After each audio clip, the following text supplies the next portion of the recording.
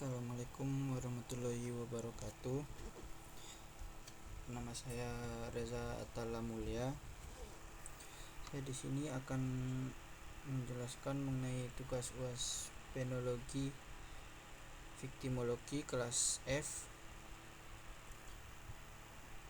dengan NIM akhir 153.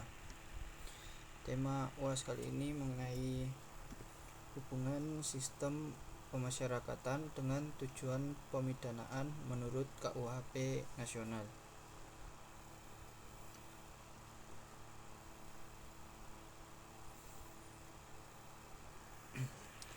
Ini hubungan sistem pemasyarakatan dan tujuan pemidanaan adalah dua konsep yang saling terkait dalam sistem hukum pidana, di mana sistem pemasyarakatan adalah suatu sistem yang bertujuan untuk merehabilitasi dan mengintegrasikan kembali narapidana ke dalam masyarakat. Sedangkan tujuan pemidanaan yaitu untuk melindungi masyarakat dari kejahatan dan memberikan keadilan bagi para korban.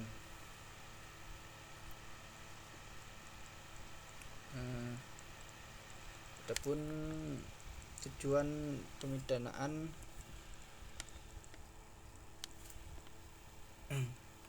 di mana sistem pemasyarakatan juga berfungsi sebagai ujung tombak pelaksanaan untuk mencapai tujuan dari pemidanaan yang berorientasi pada rehabilitasi, reintegrasi sosial, dan perlindungan masyarakat, bukan sekedar retribusi atau pembalasan. Selanjutnya, tujuan pemidanaan menurut KUHP nasional. KUHP nasional atau Undang-Undang Nomor 1 Tahun 2023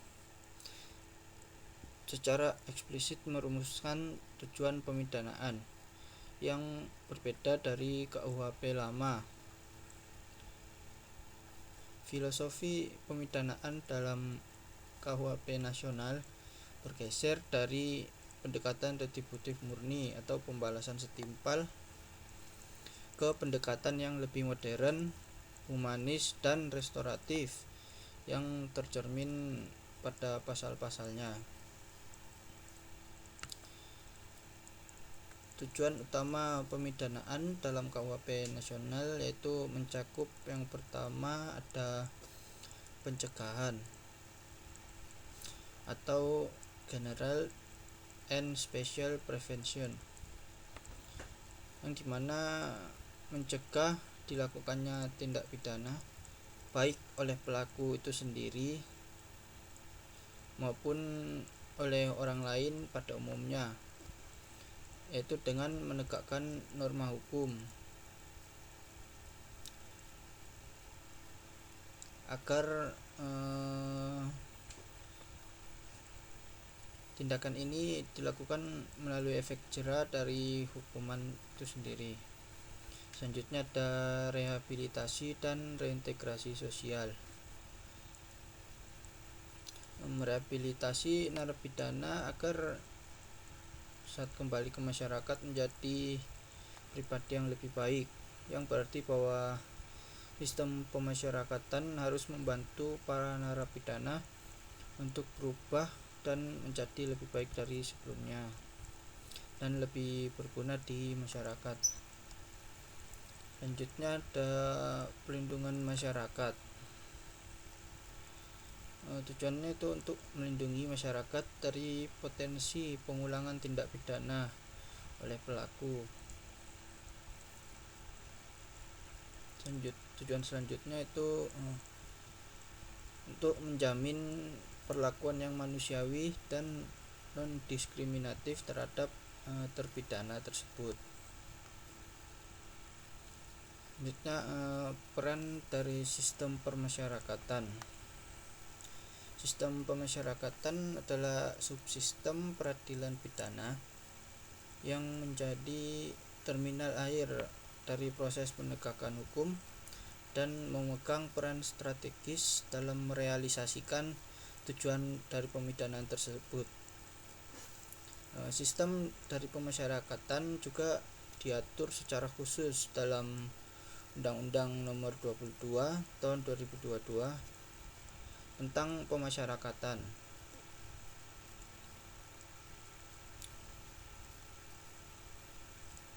Keterkaitan dan hubungan antara peran sistem pemasyarakatan dan tujuan, yaitu yang pertama ada pelaksanaan fungsi rehabilitasi, yang dimana sistem pemasyarakatan melalui lembaga pemasyarakatan atau lapas dan lembaga pembimbingan kemasyarakatan atau BAPAS menjalankan program-program pembinaan seperti edukatif, kuratif, rehabilitatif, dan keterampilan yang dirancang untuk memperbaiki perilaku warga binaan pemasyarakatan atau WBP, yang dimana ini secara langsung untuk mendukung tujuan rehabilitasi dan reintegrasi sosial dalam KUHP.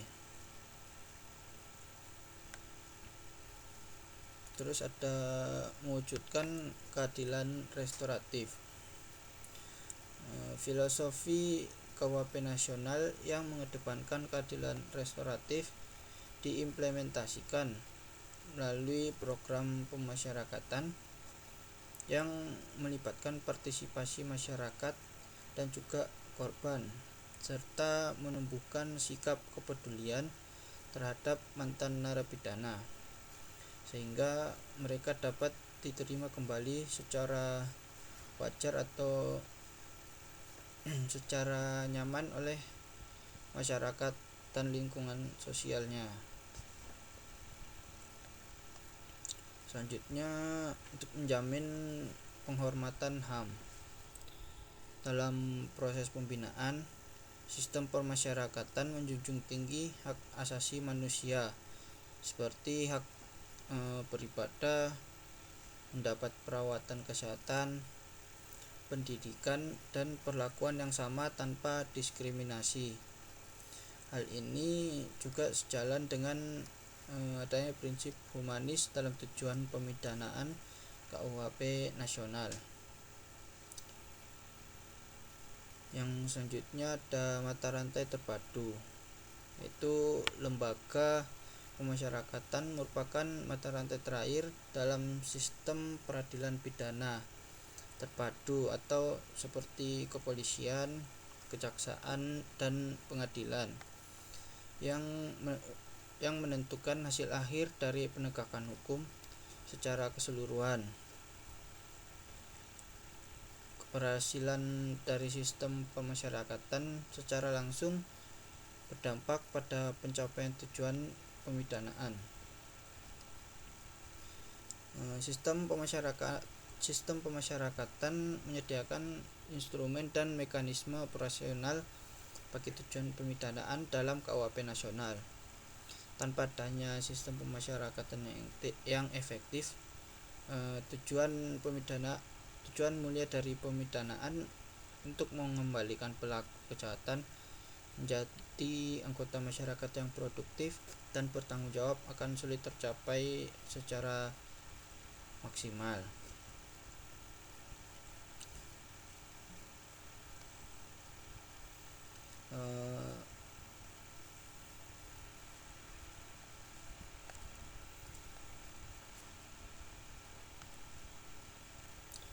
Selanjutnya ada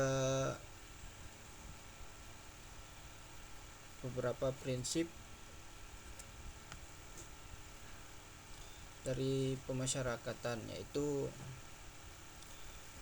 penjatuhan pidana tidak lagi didasarkan oleh latar belakang pembalasan.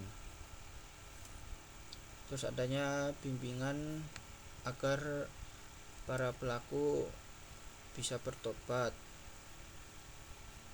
Terus ada pekerjaan yang diberikan kepada narapidana tidak boleh bersifat sekedar pengisi waktu.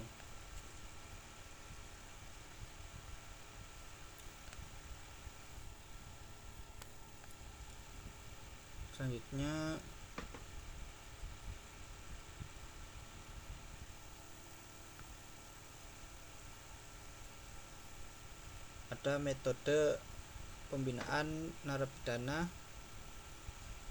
di lembaga permasyarakatan dilakukan dengan metode atau cara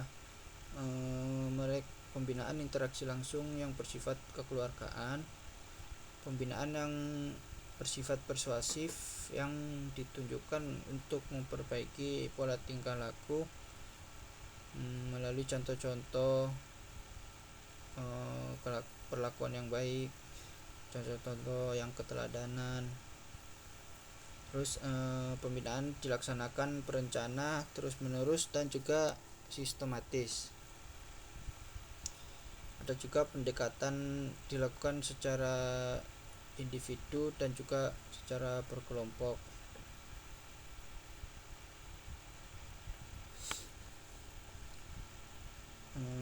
Selanjutnya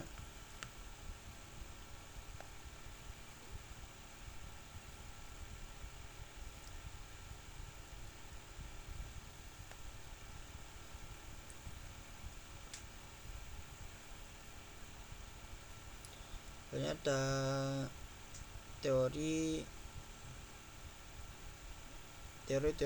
pemidanaan dibagi secara tradisional. Teori pemidanaan pada umumnya dibagi dalam dua kelompok teori, yaitu ada teori absolut atau retributif pembalasan, dan teori relatif atau tujuan dari teori gabungan.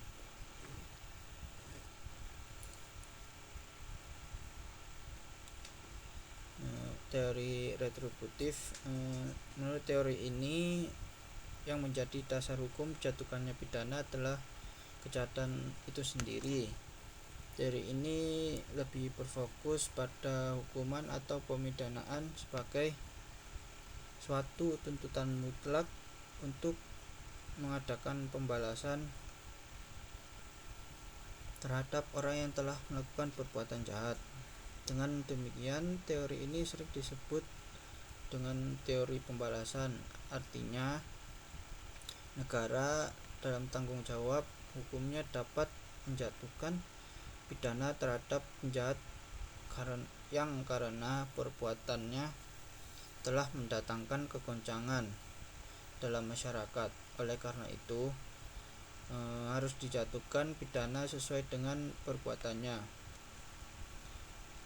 Teori retributif dalam tujuan pemidanaan disandarkan pada alasan bahwa pemidanaan merupakan pembenaran secara moral karena pelaku kejahatan dapat dikatakan layak untuk menerimanya atas kejahatannya. Asumsi yang penting terhadap pembenaran untuk menghukum sebagai respon terhadap suatu kejahatan karena pelaku kejahatan telah melakukan pelanggaran terhadap norma moral tertentu yang mendasari aturan hukum yang dilakukan secara sengaja dan sadar, dan hal ini juga merupakan bentuk tanggung jawab moral dan kesalahan hukum dari pelaku. Menurut Van Bemmelen, teori retributif melegitimasi pemidanaan sebagai sarana pembalasan atas kejahatan yang telah dilakukan seseorang. Kejahatan dipandang sebagai perbuatan yang amoral dan asusila di dalam masyarakat. Oleh karena itu, pelaku kejahatan harus dibalas dengan memberikan atau menjatuhkan pidana. Tujuan pemidanaannya dilepaskan dari tujuan apapun, sehingga pemidanaan hanya mempunyai satu tujuan, yaitu sebagai pembalasan. Selanjutnya itu teori relatif atau teori tujuan. Teori relatif ini berpangkal pada dasar bahwa pidana adalah alat untuk menegakkan tata tertib atau hukum di dalam masyarakat. Tujuan pidana adalah tata tertib masyarakat, dan untuk menegakkan itu diperlukannya pidana. Menurut Wirjono Projodikoro, suatu kejahatan tidak mutlak harus diikuti dengan suatu pidana. Untuk ini tidaklah cukup adanya suatu kejahatan, tetapi harus dipersoalkan perlu dan manfaat suatu pidana bagi masyarakat atau bagi si penjahat itu sendiri. Tidak saja dilihat pada masa lampau tetapi juga pada masa depan. Dengan demikian, sering kali teori ini dinamakan teori tujuan atau Doel teorin. Tujuan yang dimaksud yaitu harus diarahkan pada upaya agar kemudian hari kejahatan yang telah dilakukan itu tidak diulangi lagi.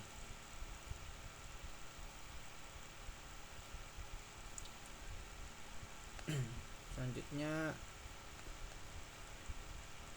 teori gabungan. Ada teori gabungan. Di samping teori retributi dan teori relatif juga di sini terdapat teori gabungan yang merupakan gabungan dari antara teori retributif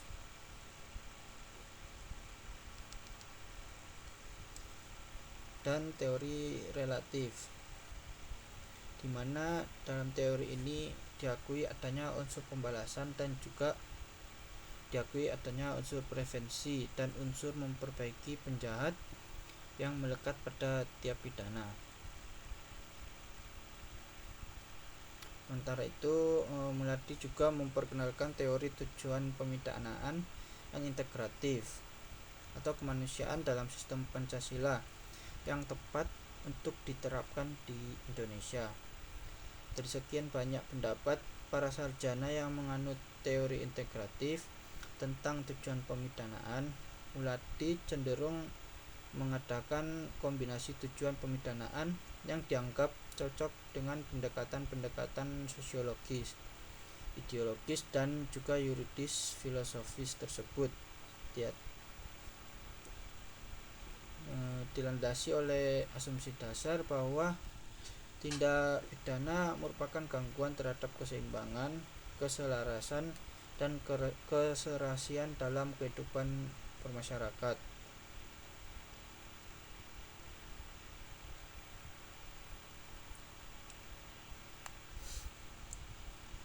Jadi sistem pemasyarakatan dan tujuan pemidanaan di Indonesia. Sistem pemasyarakatan dan tujuan pemidanaan nasional memiliki hubungan yang erat dan saling terkait satu sama lain. Sistem pemasyarakatan harus membantu mencapai tujuan pemidanaan yang lebih luas, yaitu dengan melindungi masyarakat dari kejahatan dan memberikan keadilan bagi korban. Oleh karena itu, perlu adanya sinergi antara sistem pemasyarakatan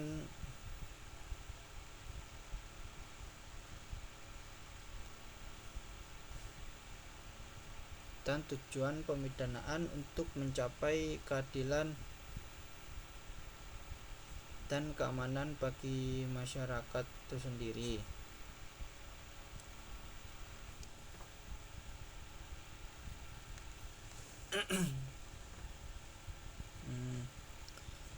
Jadi kesimpulannya, sistem pemasyarakatan dan tujuan pemidanaan dua elemen yang saling melengkapi dan tidak terpisahkan. KUHP nasional menetapkan tujuan pemidanaan yang progresif, berfokus pada perlindungan masyarakat dan reintegrasi pelaku.